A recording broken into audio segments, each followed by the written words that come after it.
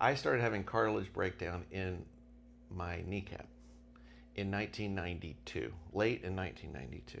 Okay. I was a resident in psychiatry at the time. Okay. And I went and saw a world famous knee surgeon at the medical school where I was in Connecticut. And he sent me to rehab for 6 weeks, which didn't help, unfortunately. And then I went into surgery, and he said, I've got to cut this tissue over here because it's too tight.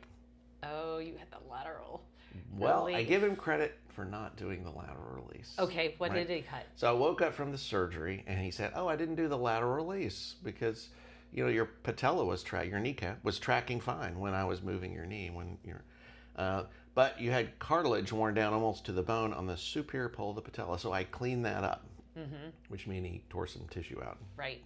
Made it look smooth. Yeah. Shaved and then he trimmed. said, you can get back to running in 6 weeks. I was in my late 20s. And so I, iced my knee like crazy afterwards, like this big device. And then after that, I couldn't walk without pain.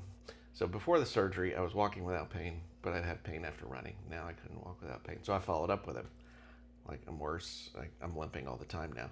Oh, well, we have to do this bigger surgery. We cut under your bone. We push your kneecap to one side, which made no sense because he said the patella was tracking normally. Yeah. Right? Plus, his first surgery and prediction was completely wrong. Yeah. It didn't work. Yeah. So I thought to myself, why would I trust this man again? His first prediction was completely wrong. Yeah. Even though he's world famous, he's not looking at me as an individual and trying to understand me, right?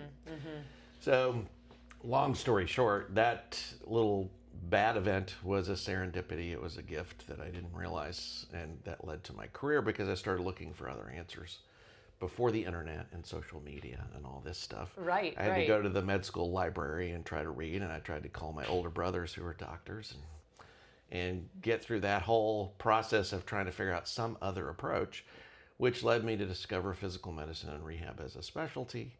And then I went and saw a physical medicine and rehab doctor, and he actually did a full history and exam and got me started in better rehab techniques. And then I started getting better and getting back to where I was before the surgery. Yes.